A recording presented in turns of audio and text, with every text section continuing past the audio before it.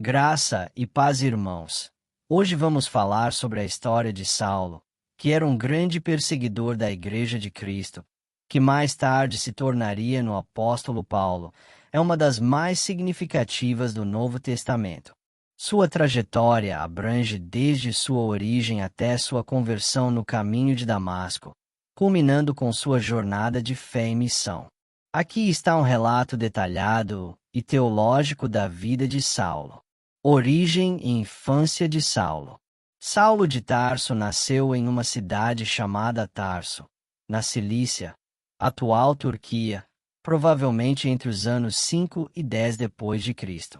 Ele era judeu da tribo de Benjamim, Romanos capítulo 11, versículo 1, e foi criado em uma família farisaica, o que significa que passou a vida estudando a lei e a tradição judaica. Sua cidadania romana, que foi um privilégio importante, pode ter sido herdada de seus pais. Atos capítulo 22, versículo 28. Desde cedo, Saulo foi ensinado nos caminhos da Torá e da tradição judaica, sendo um estudante diligente, e posteriormente foi enviado a Jerusalém para estudar sob a tutela de Gamaliel, um dos mais respeitados rabinos de sua época. Atos capítulo 22, versículo 3.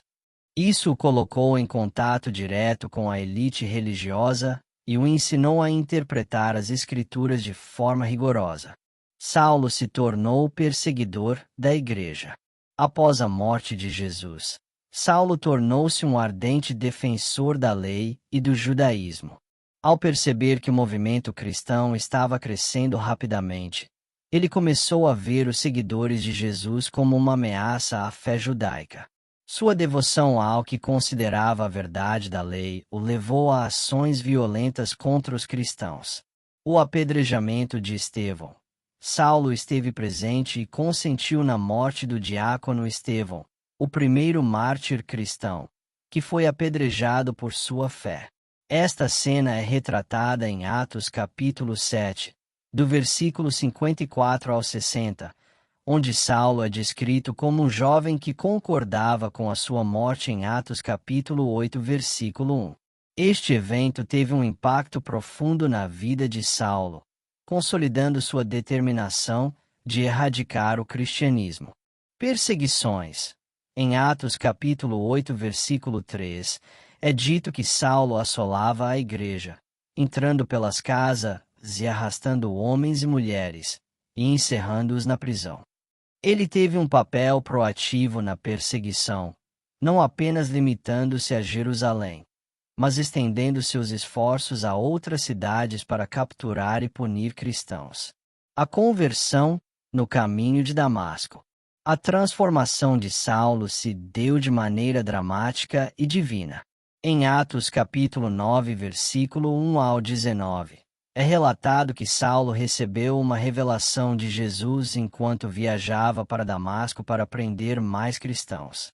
No caminho, uma luz brilhante do céu o ofuscou, e ele caiu ao chão.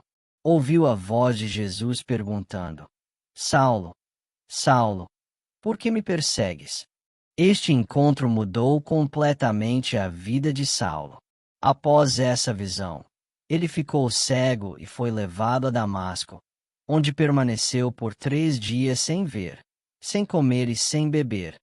Atos capítulo 9, versículo 9. A experiência teve um papel psicológico e espiritual em sua vida, levando-o a refletir profundamente sobre suas ações e a natureza de Jesus. Ananias.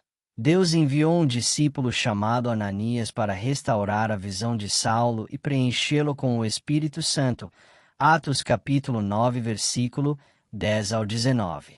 Ananias hesitou devido ao passado violento de Saulo, mas Deus lhe assegurou que Saulo seria um instrumento escolhido para proclamar o Evangelho.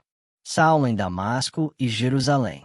Após sua conversão, Saulo passou um tempo em Damasco, onde começou a pregar nas sinagogas que Jesus é o Filho de Deus.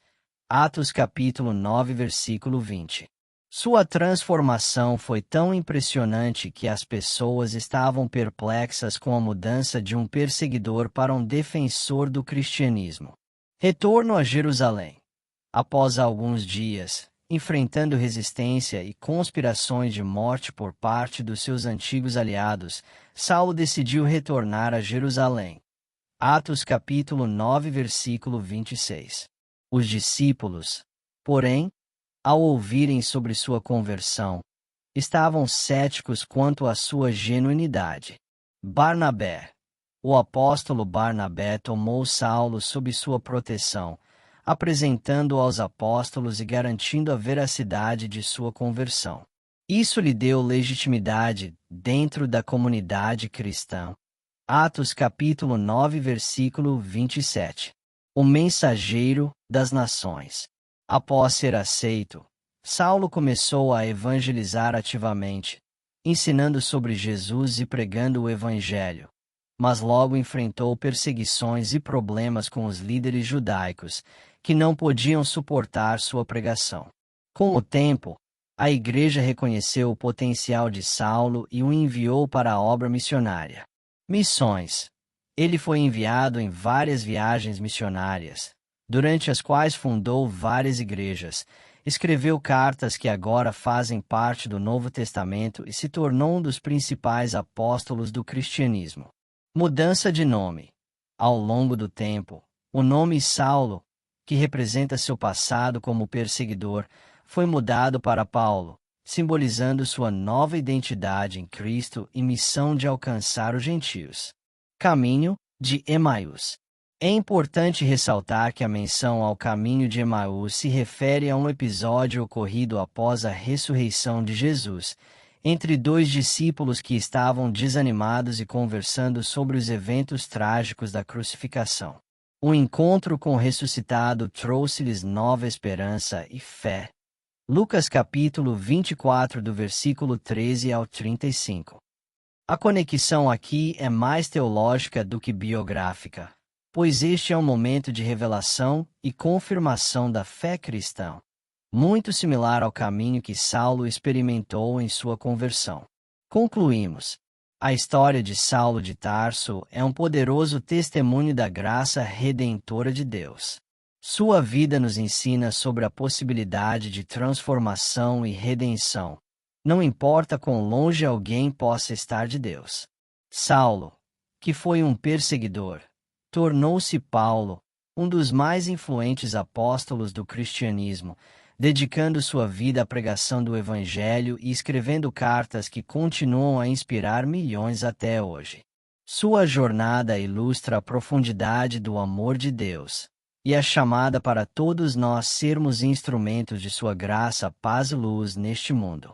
Se você gostou da história de Paulo, apóstolo de Cristo, deixe seu amém nos comentários e se inscrevam no canal para receber mais mensagem de fé, para sua edificação na Palavra de Deus.